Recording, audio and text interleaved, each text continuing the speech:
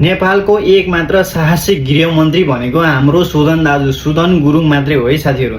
तपाईहरूलाई के लाग्छ त्यत्रो जातीय युद्ध हुँदा द्वन्द्व हुँदाखेरि कतिजनाको मृत्यु भयो, कतिजना घाइते छन् अनि कतिजनालाई गोली लगेर हस्पिटलमा चाहिँ उपचार भइरहेको छ, कतिजनाको लट्ठीले तोडफोड भएर दुनियाँ घर जलिरहेको छ।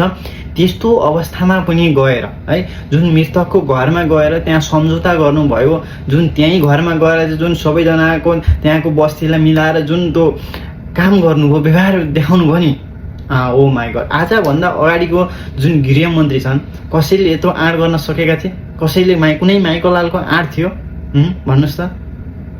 छैन नि। तिनीहरूले त कुटेर खेच्छन् क्या, जनताले कुटेर खेच्छन्।